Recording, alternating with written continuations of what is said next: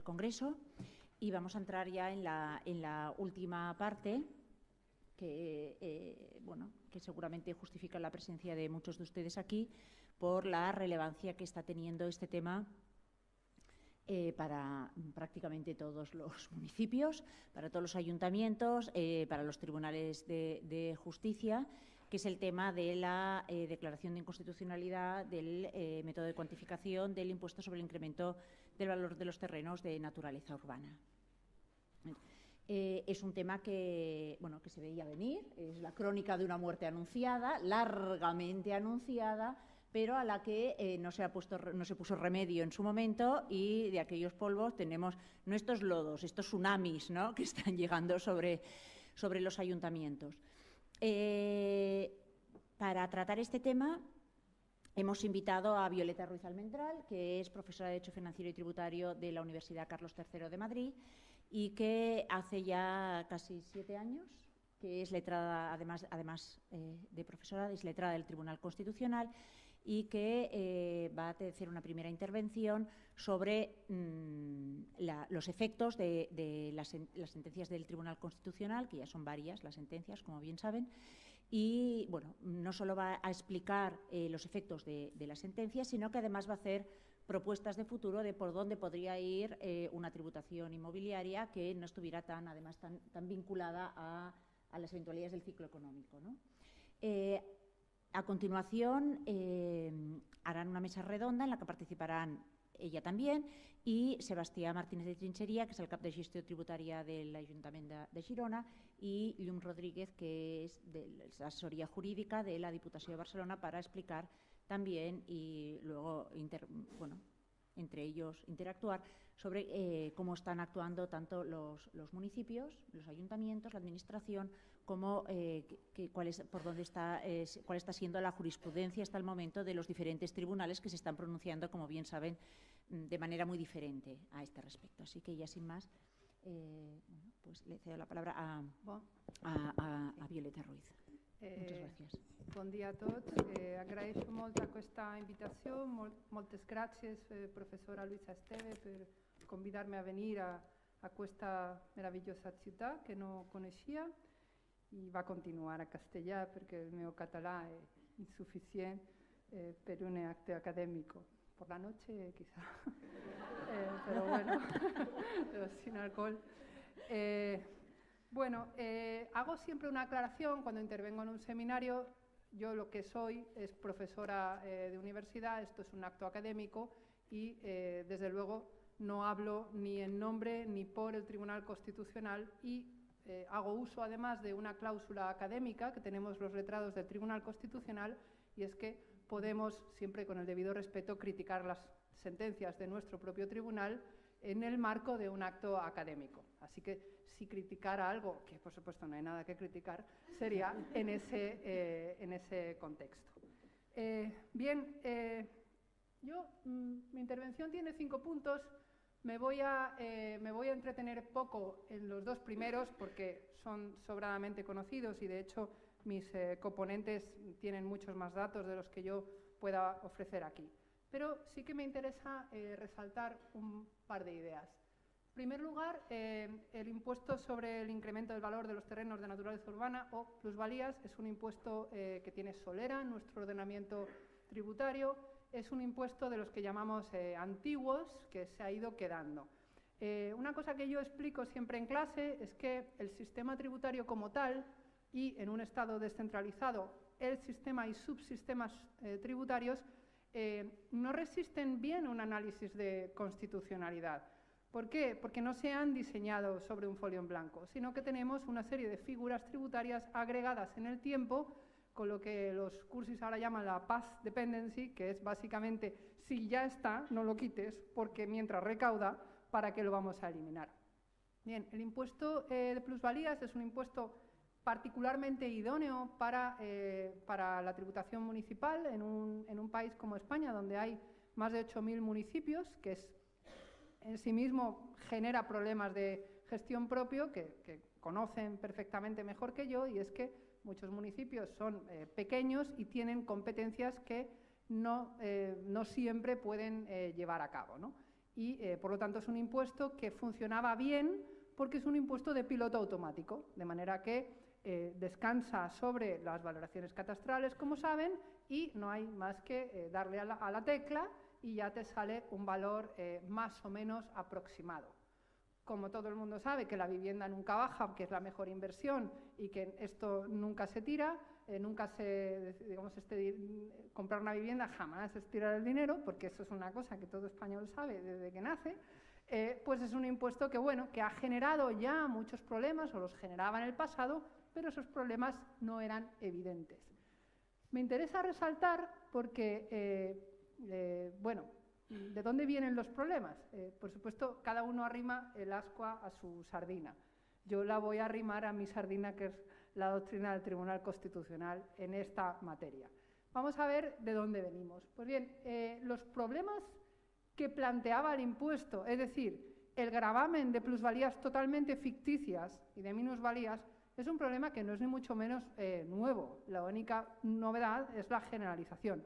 Y me interesa resaltar algo que creo que en una de las sentencias, en los antecedentes al menos, está, creo que en las del impuesto estatal, porque las primeras son de los forales, y es que cuando se estaba tramitando la Ley de Haciendas Locales del 88, hubo varias enmiendas del Grupo Minoría Catalana y del Grupo Coalición Popular que ponían de manifiesto este problema.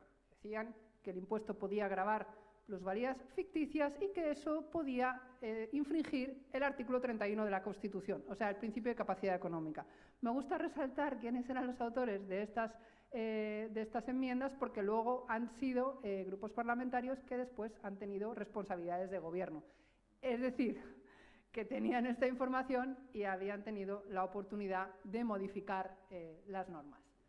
Bien, los problemas se detectan tempranamente, además se detectan en muchos otros impuestos, pero es un impuesto que, insisto, es fácil de gestionar, es relativamente fácil de recaudar, porque no hay que hacer nada, y mientras tanto, pues convive.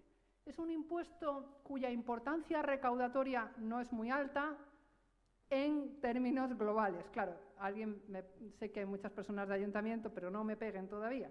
Digo que en términos globales, en comparación con los ingresos globales de todas las entidades locales agregadas, no es ni siquiera el principal impuesto, porque está el IBI, que recauda muchísimo más. Soy negada para el PowerPoint, pero bueno, estos datos son públicos y los tienen ustedes además mucho más actualizados. Ahí ven la importancia relativa de distintos tributos, y lo que me interesa resaltar es el impuesto de bienes inmuebles, que es, digamos, la parte del león de la tributación local. Bien, una cosa que simplemente lo dejo apuntado y luego volveremos sobre esto, otra cosa que ustedes saben es que la financiación local depende directa e inmediatamente del sector inmobiliario.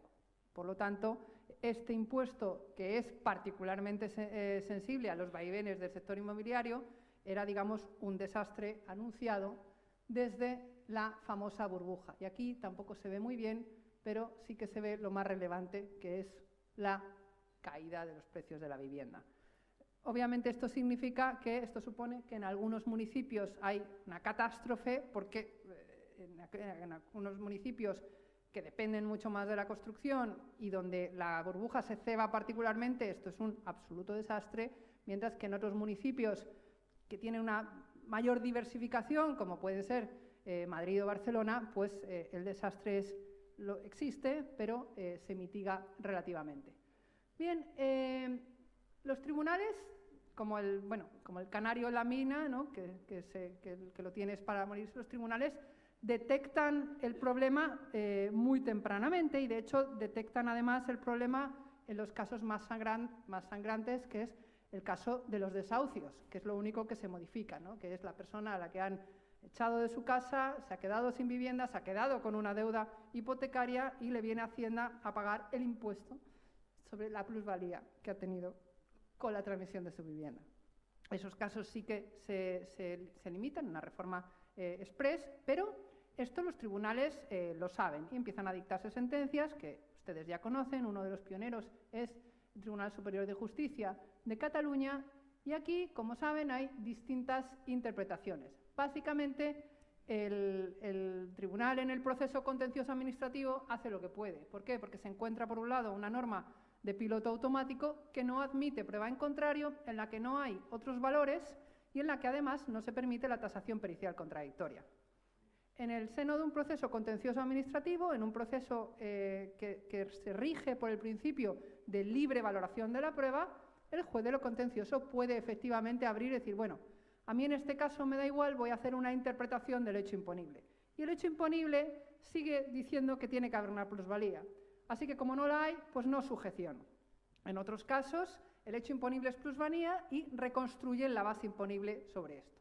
Con lo cual tenemos un rosario de interpretaciones creativas que no vulneran el derecho a un debido proceso, porque en nuestro sistema judicial español, bueno, como el alemán y como los de los países de nuestro entorno, el Poder Judicial, además de independiente, inamovible y tal, tiene margen de apreciación de la prueba suficientemente amplio y el único requisito, el único límite es la exteriorización, es decir, la motivación de cómo y por qué se ha valorado determinada prueba.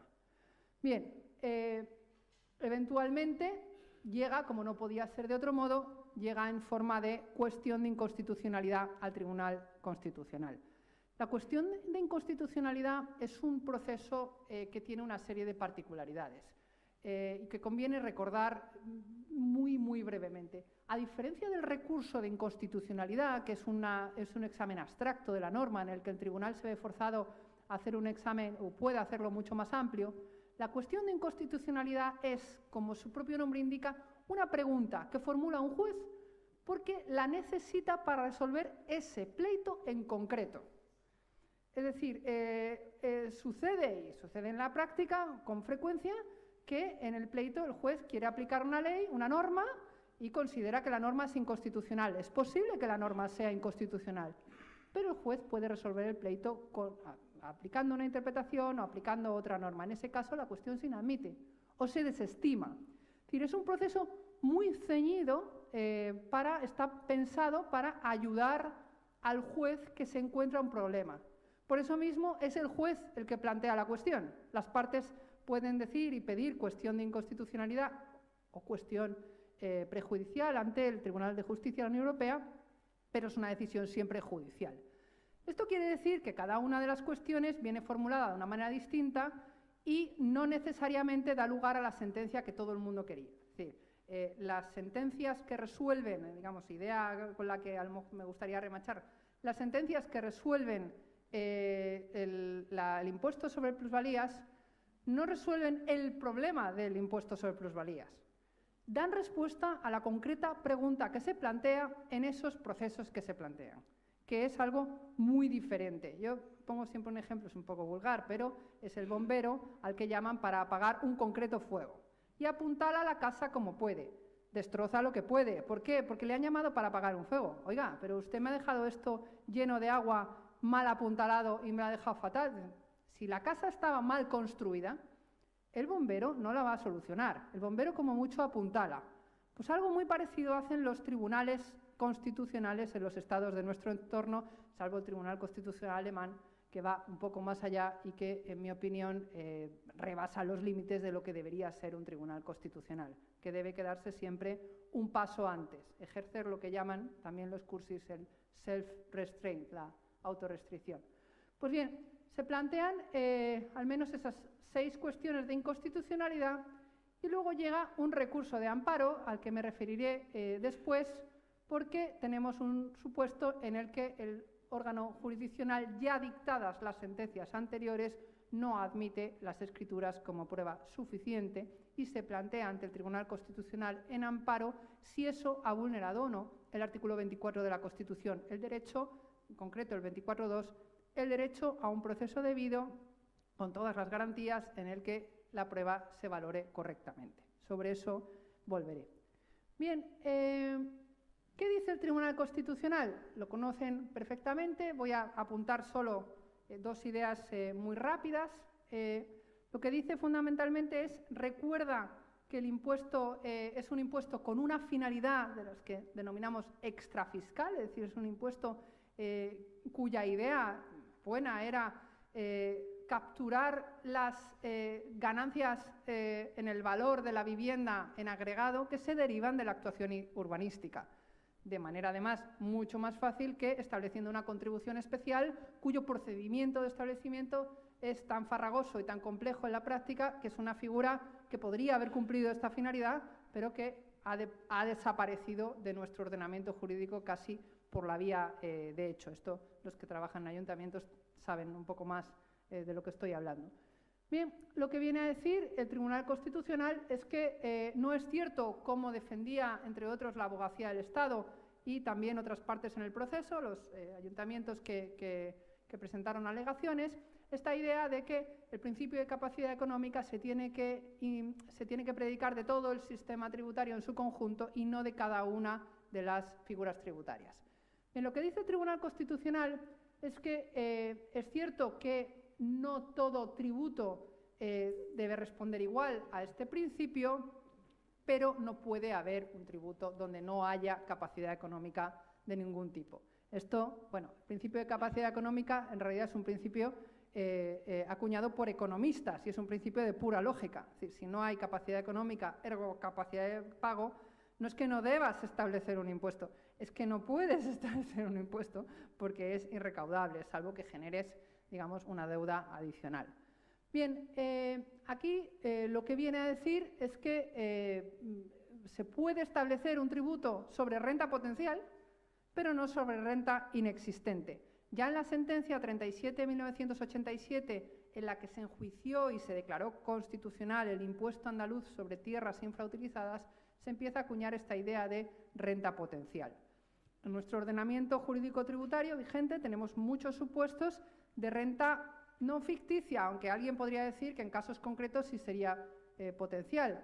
Piensen en el impuesto sobre la renta de las personas físicas, en las rentas del capital inmobiliario, la renta imputada por el que tiene un piso vacío. En muchos casos el piso está vacío porque está en tal estado que es imposible sacarlo al mercado, de manera que en casos puntuales esa persona no solo no está manifestando una mayor capacidad económica, sino que precisamente por esa menor capacidad económica no puede dar salida a ese inmueble. Alguien podría decir. Pero bien, el tribunal aquí lo que hace es recuerda el doble efecto de la capacidad económica.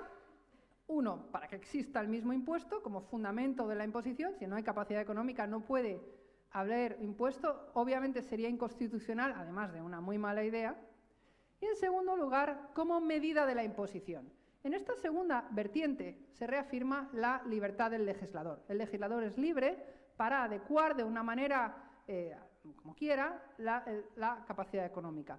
Esta es una doctrina ya establecida, reiterada por el Tribunal Constitucional y es la única manera de poder salvar el sistema tributario tal y como lo tenemos, en el que las rentas reciben un tratamiento muy distinto en función del origen de la misma. Piensen en rentas de trabajo, rentas del capital inmobiliario, no residentes, etcétera. Es decir, a nivel de igualdad por capacidad económica difícilmente resiste un análisis. Bien, en cuanto al impuesto, ¿qué es lo que hace? Constata que en algunos casos la propia mecánica del impuesto, el hecho de que sea un impuesto de piloto automático, genera gravámenes sobre rentas absolutamente inexistentes, como en casos donde ha habido incluso una minusvalía, no solo una plusvalía, y eso es lo que se declara inconstitucional. Una cosa es gravar una renta potencial, cosa que no es inconstitucional, y otra cosa es gravar una renta ficticia. Que estableces un impuesto sobre las plusvalías que no grava la plusvalía real, porque la norma estima que la plusvalía ha sido de 100, cuando tu plusvalía real y auténtica y precisa no ha sido de 100, sino de 72, pues hipotéticamente no sería contrario, desde luego no sería contrario a esta doctrina. No sé lo que podría decir el Tribunal Constitucional en un hipotético caso de futuro en el que se impugnaran las nuevas normas del impuesto de plusvalías. Pero tal y como es la doctrina del tribunal hasta ahora, no solo en esta sentencia, sino en toda la doctrina anterior, un impuesto que no se adecuara a la perfección a la capacidad económica, en este caso concreto, a la ganancia real obtenida, no tendría ningún problema de constitucionalidad. Piensen además en los otros muchos supuestos en los que esto sucede, en los que no se grava exactamente la capacidad económica real, sino una aproximación. ¿Por qué? Pues porque tenemos un impuesto masivo, tenemos un sistema tributario de masas en el que necesitamos no solo un impuesto justo, adecuado a derechos, sino un impuesto gestionable, que no nos cueste más dinero gestionar el impuesto que la recaudación en sí. Bien, el fallo del tribunal de estas sentencias es doblemente novedoso y por eso ha recibido la práctica, creo que no he leído, iba a citar críticas doctrinales, pero voy más rápido diciendo que no hay ni un solo artículo doctrinal que yo sepa que diga nada bueno sobre esta doctrina de las plusvalías. Tiene una doble novedad. La primera novedad es que el impuesto no se declara inconstitucional, sin más, que era una de las opciones sobre la mesa, sino que se declara inconstitucional el hecho de que se aplique a supuestos donde no existe capacidad económica. El tribunal, en realidad en coherencia con su jurisprudencia anterior, dice, bueno, en realidad el impuesto no es inconstitucional en todos los supuestos, sino en una serie de supuestos que ni siquiera son mayoritarios estadísticamente. Lo que pasa es que al contribuyente al que le pasa, pues no le vayas a decir eso, pero en los grandes números, incluso con la burbuja inmobiliaria, sigue siendo un impuesto que en agregado beneficia más al contribuyente porque nunca captura realmente la plusvalía que perjudica, pero lógicamente esto no resiste un análisis de constitucionalidad. Así que lo que hace es decir, bueno, solamente es inconstitucional en aquellos casos en que la consecuencia es que no se grava una plusvalía o incluso se grava una minusvalía. ¿Es un fallo de conformidad? No. Es un fallo parcial, es un fallo que tiende una mano al legislador. No lo dice así, pero es un impuesto al que se le da literalmente un hachazo. ¿Cómo queda un impuesto cuando se le da un hachazo? Incompleto, o sea, la norma queda literalmente amputada. Necesita un complemento que en el sistema de reparto de poderes que tenemos tiene que venir dado por quien tiene la legitimidad democrática, que no es el Tribunal Constitucional, sino el Parlamento.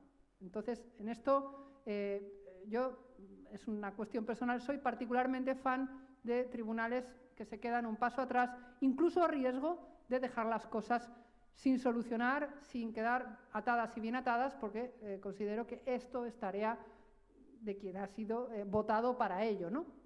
Bien, ¿debería haber concretado el tribunal en estas sentencias el modo de probar la minusvalía? No, porque eso habría sido construir la norma. Y en segundo lugar, porque eso habría sido determinar tanto el procedimiento de gestión como incluso el procedimiento de prueba ante la jurisdicción ordinaria. El Tribunal Constitucional no puede en ningún caso decirle a un órgano jurisdiccional cómo tiene que valorar la prueba. Esto sería absolutamente contrario al principio de libre valoración de la prueba. Los magistrados en los tribunales superiores de justicia tienen la competencia, la única competencia de valorar directamente la prueba. Y ningún tribunal, y desde luego no el Tribunal Constitucional, puede decirles cómo tienen que probarlo. Puede decirles, oiga, usted no ha valorado la prueba, oiga, usted tenía una prueba esencial y ni siquiera ha dicho por qué no la valoraba. Usted puede ignorarla, usted puede decir, esta escritura no me vale porque no me la creo, por ejemplo.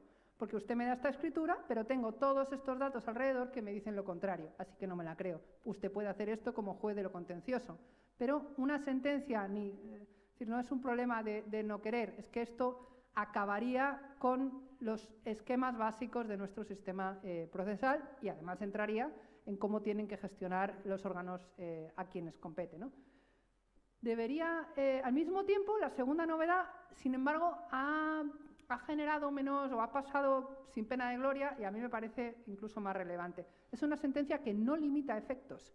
Bien, algunos dicen, bueno, pero no dice que no limita efectos. Es que la regla general en el proceso constitucional es no limitar efectos. Los artículos 39 y 40 de la Ley Orgánica del Tribunal Constitucional, que son los que ordenan los efectos de las sentencias, establecen que cuando una norma se declara nula, se expulsa del ordenamiento sin límite. Ahora bien, ciertamente los procesos que hayan fenecido mediante sentencia con fuerza de cosa juzgada en los que se haya hecho aplicación de las leyes, disposiciones o actos inconstitucionales, esos no se tocan. Mediante sentencia, no liquidación. Sentencia firme. Luego tenemos la siguiente pantalla, que es la responsabilidad patrimonial del Estado. Pero la regla general en un proceso constitucional es que si se anula una norma, incluso si se anula la norma para una serie de supuestos sí y no para otros, la norma, como si, entre comillas, como si nunca hubiera existido con esa sola excepción. En materia tributaria se había generalizado la tendencia de limitar efectos. Esto comienza con la sentencia 45.989, que se refiere al impuesto sobre la renta de las personas físicas. ¿Qué pasa con una sentencia que anula parte del esquema, en este caso, entre otras cosas, la acumulación forzosa de rentas, hace muchos años? ¿Qué pasa con una sentencia que anula una parte del IRPF? Que te destroza no solo la recaudación, sino te colapsa los tribunales. Por lo tanto, ahí el tribunal es sensible a esto, como también lo fue el Tribunal de Justicia de la Unión Europea en el caso Marks and Spencer, que estuvo a punto de quebrar el presupuesto del Reino Unido. Creo que Gordon Brown lo había presupuestado, el posible fallo contrario del Tribunal de Justicia, en el 1% del presupuesto inglés. Es decir, es un roto importante. Entonces aquí, en casos excepcionales, tiene sentido que el tribunal diga, bueno, me voy a cargar un impuesto y voy a generar, entonces vamos a por lo menos limitar efectos. Sin embargo, esto se había generalizado y teníamos sentencias de distintos impuestos, incluso sentencias sobre tasas judiciales que se declaran inconstitucionales por contrarios al artículo 24, donde se limitan efectos. Claro, esto puede parecer bueno a corto plazo, porque se limita efectos y las cosas, pero en el fondo, si una norma se declara inconstitucional, esto debe ser un castigo al legislador. Luego, si el legislador se va de rositas porque sabes que se van a limitar efectos, ¿qué sentido tiene entonces tener una estructura? O sea, se puede discutir si es bueno tener tribunales constitucionales o no, y de hecho es una discusión que algunos juristas la tienen. ¿Tiene sentido tener este tipo de órgano o no? Vale. Pero una vez que lo tienes, y una vez que tienes un órgano que tiene un poder tan fuerte como el del legislador negativo, anular una norma aprobada democráticamente, que es un poder muy duro, lo que no puedes hacer es limitar los efectos o dejar al albur de cada caso limitar los efectos. Con lo cual la norma es novedosa por hacer algo que en realidad debería ser la regla general, pero que se había convertido en la excepción. Entonces la norma no limita efectos. Bien, consecuencias en el sistema de autoliquidación. Y aquí empezamos con un gran árbol de decisión en el que hay, como verán, muchas ramificaciones. ¿Cómo voy de tiempo? ¿Tengo 20 minutos? ¿Sí? Vale, que estoy aquí. Bien, llega un órgano administrativo dentro del plazo de prescripción. ¿Qué hace? ¿Cómo prueba? Pues la sentencia, desde luego, no da ninguna pauta. Como el legislador no ha legislado, pues tampoco hay ninguna pauta. ¿Qué es lo que dice? ¿Qué es lo único a lo que te puedes agarrar? El fallo te permite probar en contra. ¿Dentro de qué parámetros? Pues es razonable, es jurídicamente razonable acudir a las escrituras. Es verdad que esto es lo que han hecho las normas posteriormente, pero ¿por qué lo es? Porque el valor declarado en escritura es un valor que ya se tiene en cuenta en otros impuestos. Se tiene en cuenta en el impuesto sobre el patrimonio, en sucesiones, en IRPF. Es un valor que no es el único. A veces solo se tiene en cuenta cuando es el mayor de los posibles, lo cual también genera un poco de inquietud, por lo menos a los que nos creemos la Constitución. Pero bueno, luego no es un valor que digas, el valor en escrituras, esto jamás se tiene en cuenta. Se tiene en cuenta continuamente y se tiene en cuenta efectos del propio impuesto que grava las transmisiones, del impuesto sobre transmisiones patrimoniales y del impuesto sobre el valor añadido. Luego, no es irrazonable creerse el valor en escritura si nos creemos el sistema de escritura pública. Claro, si no nos creemos el sistema de escritura pública, a lo mejor lo que tenemos que hacer es modificar el sistema de escritura pública, porque esto es como el padrón municipal. No, es que el padrón es un cachondeo, es que no sabe estar. Pues modifica el padrón, pero lo que no entienden incluso personas en otros países, es que tú tengas el padrón y luego tengas el domicilio fiscal y luego tengas el domicilio donde sabes que está y luego sabes el tal. Vamos a ver, las personas físicas tienen una gran ventaja frente a las personas jurídicas, es que solo pueden estar en un sitio. Luego, este problema de que el valor de las escrituras no debería ser confiable porque no es suficiente, viene de una patología que no tiene nada que ver con el impuesto. Y es una patología de nuestro propio sistema. Y nos hemos habituado a que el valor en las escrituras, la gente miente, y a una picaresca que a lo mejor podemos atajar de alguna otra manera, en lugar de decir, lo digo por atribuir culpas a quien las tiene, ¿no? Bien, más consecuencias. ¿Y si ha habido liquidación firme? ¿Es un supuesto de nulidad de pleno derecho? ¿Sí o no? Doctrina mayoritaria, además, muy autorizada, entre otras, Begoña Sesma Sánchez, que tiene un libro sobre la nulidad de liquidaciones tributarias, que, vamos, recomiendo, no me llevo nada, desde luego, pero Begoña, toda duda que uno pudiera tener, incluso las dudas que no pensábamos que teníamos sobre las liquidaciones, están resueltas en este libro, que creo que tiene como 500 páginas. Así que no le voy a llevar la contraria. Simplemente no es una cuestión pacífica. Hay doctrina pacífica en la doctrina. Hay doctrina, desde luego, del Tribunal Supremo y hay doctrina autorizada. La inconstitucionalidad no es un supuesto de nulidad radical. Así que podemos decir que es aceptable entender que si la liquidación es firme, me da igual que haya una sentencia de inconstitucionalidad que no la puede revisar. Y yo personalmente no coincido con esta visión, pero ya les digo que esto es minoritario, con lo cual los órganos de gestión lo que tienen que hacer es caso de la mayoría y de la doctrina. Pero a efectos de un seminario en el que estamos discutiendo, a mí me parece que el artículo 217 de la Ley General Tributaria, cuando en la letra F se refiere, perdón, la G, a cualquier otro que se establezca, a cualquier otro supuesto de nulidad que se establezca en una ley, si este artículo se interpreta en coherencia con el artículo 39.1 de la Ley Orgánica del Tribunal Constitucional, que prevé un supuesto de nulidad de las normas, a mí me parece difícil sostener que no son revisables. Creo que es un poder excesivo de la Administración. También es verdad que es muy complejo, porque luego hay que revisarlo, pero me parece que dentro del plazo de prescripción incluso, y hay quien defiende que fuera, el hecho de que la liquidación sea firme no es motivo. El artículo 39 y 40 se refiere a sentencias firmes, no liquidaciones de la Administración. Bien, la responsabilidad del Estado del legislador sería otra vía, voy a tocarlo poco, solo diré que también es objeto de controversia. Como saben, la normativa de responsabilidad patrimonial del legislador, del Estado legislador, es relativamente nueva, pretende poner orden donde solo había caos. Creo que pone un orden parcial. Es cierto que es complejo porque hay normas que, claro, no todas las normas son inconstitucionales, pero no todas son igualmente inconstitucionales. Y me explico.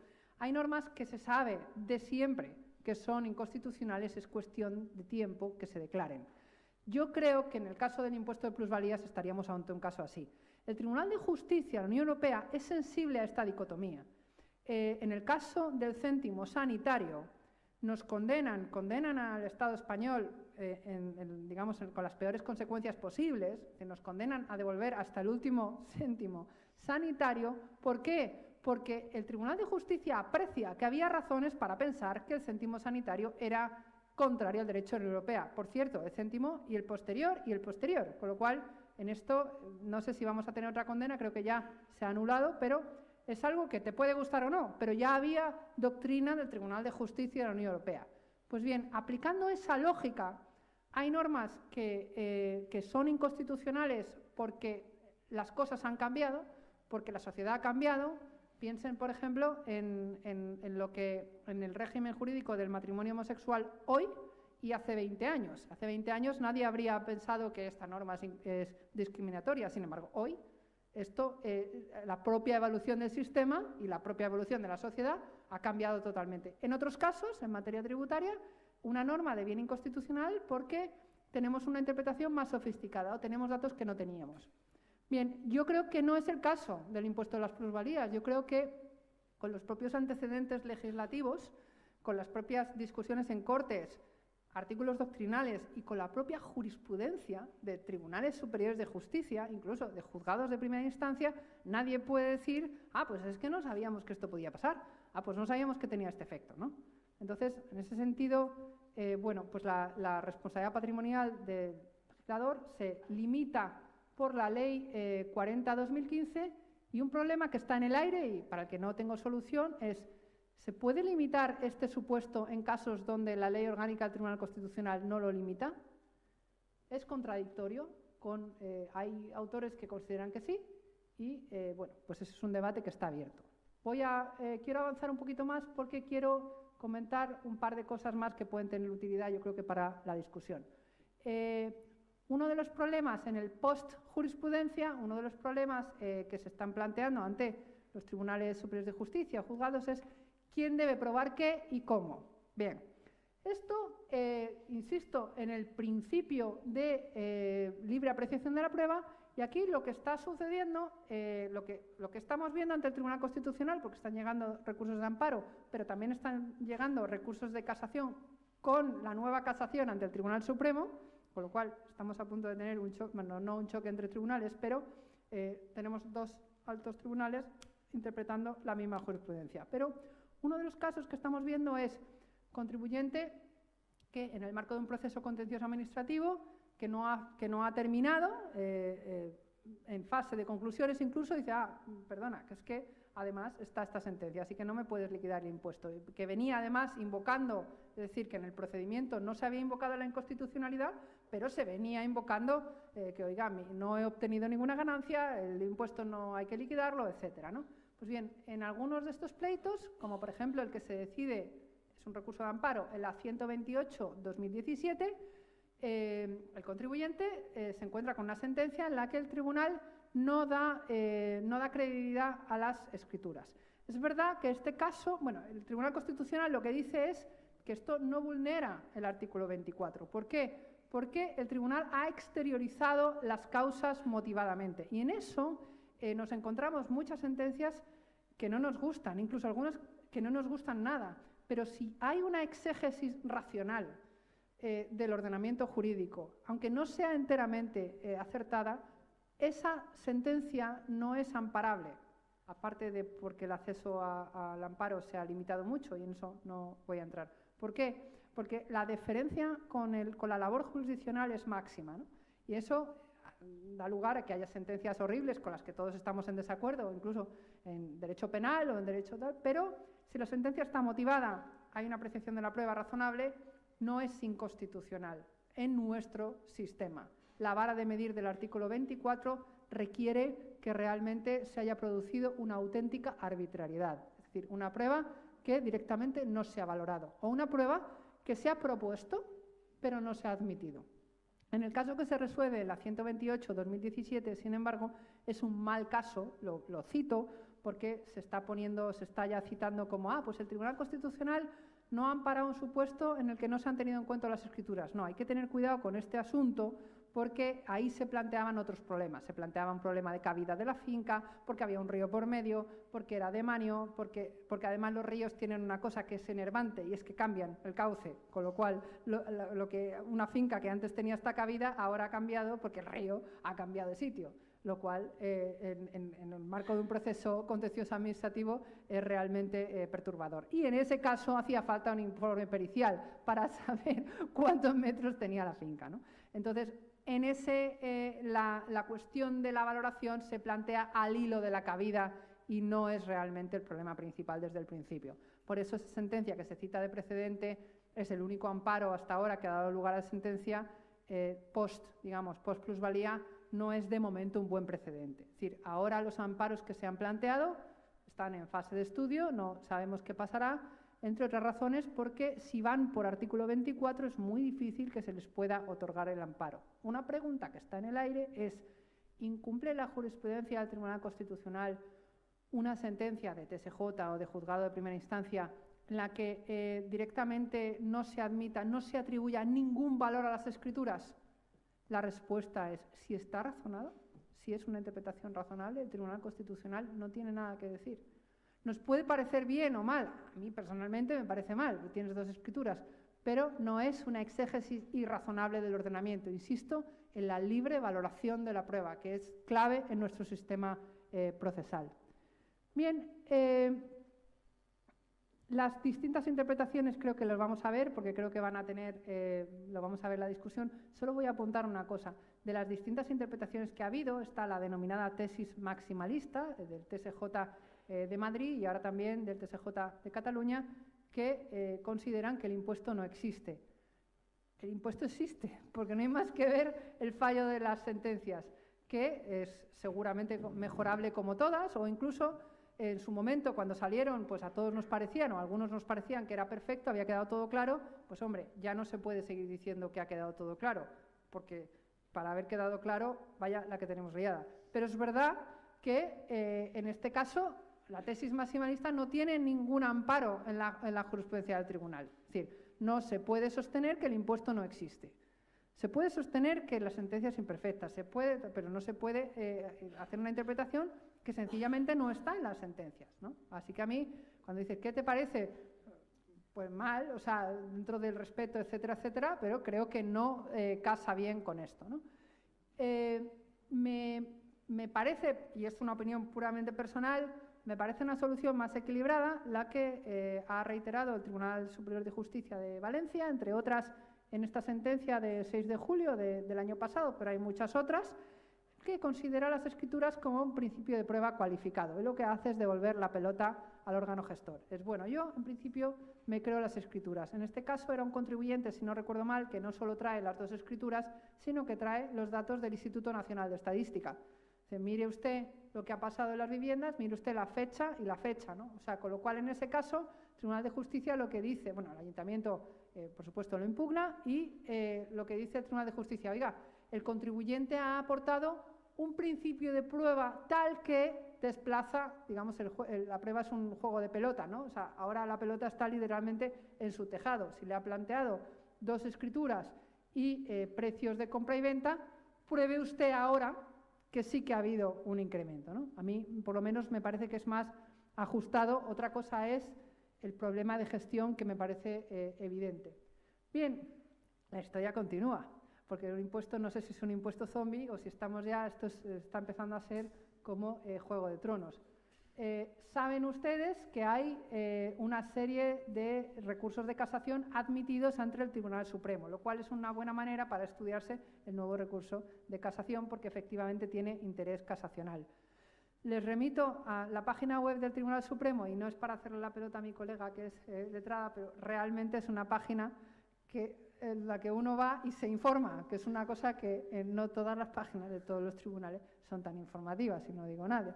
Pero si alguien quiere saber, conocer los distintos autos, la verdad es que lo bueno es que además hay ya fecha de sentencia, lo cual me parece que es un signo de modernidad y tal. Creo que en julio las incógnitas que hay ahora mismo, quien las tiene que despejar es el Tribunal Supremo, que es auténticamente un órgano jurisdiccional y no un poder del Estado como el Tribunal Constitucional, pues estas incógnitas se despejarán. Y una de las incógnitas principales es si esa denominada tesis maximalista es o no coherente con la doctrina del Tribunal Constitucional. Yo, si hacemos una apuesta, creo que no, pero bueno, ya veremos qué es lo que dice, ¿no? Bien, pero esto tampoco ha terminado, porque resulta que el legislador no ha sido el legislador estatal, no ha sido todo lo dirigente que podría haber sido, dicho con todas las tal, y ha tardado un poco, podríamos incluso decir que ha arrastrado un poco los pies modificar el impuesto sobre plusvalías. De hecho, lo que tenemos ahora, esta es la primera ponencia en esta universidad con el nuevo gobierno, con lo cual todo es especulativo, pero lo que tenemos es una proposición de ley del Grupo Parlamentario Popular que fue aprobada el 29 de mayo. Así que me parece que esto va de largo. Aunque, como hablábamos antes en el café, creo que uno de los principios que vertebra a España ahora mismo es el enfado monumental con el impuesto de plusvalías. O sea, creo que si hay algún marco de acuerdo, podríamos tener. Si no hay acuerdo en nada más en esto, creo que es un tema transterritorial absolutamente consolidado, porque gente en Canarias, incluso en Ceuta y Melilla, en Lugo, es decir, es algo que yo creo que no hay nadie que esté contento con la situación. Así que, bueno, si han legislado, y me interesa, una de las ventajas de tener un Estado descentralizado, y esto los clásicos del federalismo fiscal lo decían, es que tienes competencia regulatoria, es decir, que tienes distintos entes regulando y, por lo tanto, puedes copiar lo bueno y desechar lo malo, o mejor, ver cómo le va al otro y si se estrella, pues no hacerlo tú, ¿no?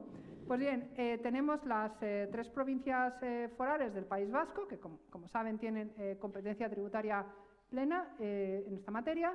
han modificado cada una el impuesto de plusvalías y me llama la atención, no la voy a criticar, pero me llama la atención la norma foral de Álava porque hace una reforma parecida a la que se ha propuesto a nivel estatal. Y aclaro una cosa, no tiene por qué ser igual. Es decir, cuando tienen competencia normativa significa que pueden establecer el impuesto en términos más o menos parecidos, pero no tiene que ser un clon, porque si no, para qué tienes competencia normativa. Pero bueno, suelen ser en la práctica un clon. Y en este caso se tiene en cuenta el valor declarado, es decir, el valor en escritura, pero se limita y lo que se hace es ordenar las liquidaciones antes y después del 7 de abril de 2017, que es la fecha de publicación de la primera de las sentencias. Y se ordena qué pasará exactamente con las firmes y las no firmes. Bien, esto me parece que es la vía, es decir, cualquiera que sea la norma estatal, cuando haya norma estatal, creo que una de las cosas que se deben solucionar es decirle concretamente a los órganos de gestión exactamente con qué fecha tienen que liquidar qué, ¿no? Es una de las vías y además eso no es que no lo deba, es que no lo puede hacer una sentencia. Y además una sentencia lo va a hacer caso a caso. Esto tiene que ser una regulación general. Sí que es cierto que se deja abierto porque se dice liquidaciones firmes no recurridas en plazo correspondientes al impuesto con anterioridad al 7 de abril. Estas liquidaciones no se rectificarán. Pues bien, si nos vamos a la norma foral de Álava, es idéntica a la Ley General Tributaria en buena parte de los aspectos. Su propio artículo 224 también contiene un punto G, cualquier otro supuesto que se establezca en una norma foral o ley, por ejemplo, la Ley Orgánica del Tribunal Constitucional. Así que la duda que yo tengo, bueno, que alguien puede decir que la sigo teniendo pero que ya ha sido resuelta, pero no me convence, o sea, esto de si las liquidaciones firmes se pueden revisar, yo creo que sí que se deberían poder revisar tanto en la norma, tanto en territorio foral, en las tres provincias forales que tienen la misma norma, como en el territorio del Estado. Bien, y por último, Navarra también se ha adelantado, es de hecho, también de las primeras que soluciona el problema y lo que pasa es que la norma navarra hace una cosa que a 3 jueces navarros les ha planteado un problema. Y es que va un poco más allá, porque lo que hace es decir, en aquellos casos, es decir, intenta resolver, ordenar todo lo que hay, que es lo que, insisto, debe hacer una norma, no solo aprobar el impuesto nuevo, sino decir, bueno, ¿qué pasa con las liquidaciones que están en este estadio? Es decir, hacer un mapa o una hoja de ruta para los órganos de gestión. Sin embargo, la norma navarra hace una cosa en la disposición transitoria única, apartado 4, letra 2, inciso segundo, en aquellos supuestos en el que haya un procedimiento judicial vivo, ordena al órgano jurisdiccional a que devuelva el expediente al órgano de gestión. Esta norma se ha impugnado, se ha cuestionado en el marco de cuestiones de inconstitucionalidad sobre normas forales que se han admitido. De momento hay 3 que se acaban de admitir, a mediados y finales de mayo. Lo que se discute son 2 cosas. Uno, si tiene competencia la Comunidad Foral de Navarra para aprobar esto, porque es una norma procesal y, de acuerdo con el 149.1.6 de la Constitución, la legislación procesal es un tema de competencia exclusivo del Estado. Pero el problema mayor, en mi opinión, no tengo absolutamente ni idea de lo que dirá el tribunal, si se estimarán, si no se han admitido. Esto no significa que se vayan a estimar, ni muchísimo menos. Simplemente se admiten porque es una cuestión que no está resuelta. Luego, se admite para estudiar, están literalmente en fase de estudio, ¿no? Bien, en este caso, otra de las cosas que plantea, una de las 3 cuestiones, plantea el problema del 24. Lo que viene a decir es, ¿puede una ley retirarle a un juez o decirle a un juez lo que tiene que hacer con su expediente, de repente, en un caso ad hoc? Esto es no contrario al 24 de la Constitución, al derecho al debido proceso, ¿no?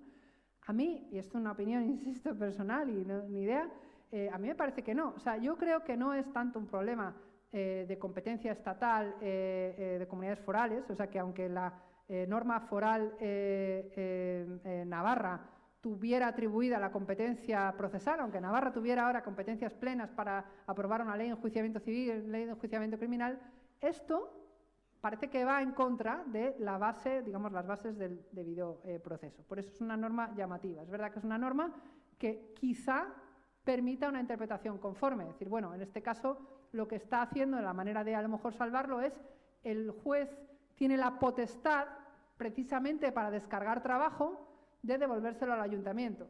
Esto puede ser una vía de colaboración, pero entiendo que tiene que ser una vía voluntaria. Bueno, concluyo ya, que me parece que me he pasado el tiempo, pero un minuto solo. No, o sea, notas, ideas finales sobre el sistema tributario. Aquí prácticamente no tengo nada. En realidad lo que tengo es una opinión personal. Llevo observando, bueno, como muchos, desde el año 2014, que se publica el informe sobre la reforma del sistema tributario, que pasa sin pena ni gloria. Además es un informe que se hace a puerta cerrada, no conocemos las discusiones, conocemos los ponentes, todos señores, si no lo digo muero. Y es un informe que finaliza ahí, ¿no? Si contrastamos esto con el informe Mirrlees en Reino Unido, que a mí casualmente yo vivía en Reino Unido en esa época, fue un informe que se fue construyendo a base de seminarios. Era imposible estar en una universidad inglesa y no saber lo del informe Mirrlees, porque estaba todo el mundo dando la turra con el informe Mirrlees. Y ahora un seminario sobre rentas del capital, y ahora un seminario sobre impuestos digitales, y ahora un seminario, es decir, mejor o peor, es decir, sin hablar del informe en concreto, pero en el informe Mirrlees, que además es verdad que se ha quedado obsoleto, pero se repiensa el sistema tributario. Y la sensación que yo tengo, leyendo tanto nuestro informe de 2014, como algunas de las, incluso de las propuestas que hay, es que me parece que no nos hemos dado cuenta de cómo han cambiado las cosas. Y en esto me remito a lo que ha contado Mercedes Ruiz Garijo de la obsolescencia, ¿no? Tenemos un sistema de rentas del trabajo que está basado en que todo el mundo tiene un solo trabajo y permanente. Por lo tanto, si eres pluriempleado, tienes una penalización absoluta. O si tienes rentas irregulares, que es algo que es bastante generalizado ahora por la propia precariedad, vas a tributar mucho más en la práctica porque te vas a comer toda la progresividad ejercicio a ejercicio. Si tenemos un sistema tributario pensado para un mundo que ya no existe, y esto es una cosa que es un lugar común, pero es cierto, pero además tenemos ya datos, sabemos por dónde estamos perdiendo la recaudación. Y en ese contexto, la imposición patrimonial resulta que puede ser una vía de salvamento. Digo vía de salvamento porque creo que todo el mundo está de acuerdo, hay bastante acuerdo social en España en que se quiere mantener un determinado gasto público. Pero claro, pero parece que no lo hay tanto en que queremos tener un determinado ingreso público. Entonces, obviamente, cuando comparamos nuestro nivel de ingresos públicos con el nivel de gasto público y no ya digamos con el gasto público que queremos tener, las cuentas no nos salen, pero vamos, que llevan sin salirnos 20 años. Ni con estabilidad ni sin estabilidad. Entonces, a mí me sorprende mucho, por ejemplo, la alegría con la que se está erosionando y eliminando el impuesto sobre sucesiones y donaciones, que es un impuesto imperfecto y con muchos problemas que viene arrastrando desde el año 87, pero que es un impuesto que existe y que es un impuesto patrimonial, digamos, dinámico, por ser cursi, ¿no? Y me resulta también muy sorprendente que tengamos los problemas que tenemos sobre la mesa en el IBI con las ponencias de valores que se anulan, porque todavía parece que en un país donde la actividad inmobiliaria es base de nuestro PIB, todavía no sabemos valorar los inmuebles.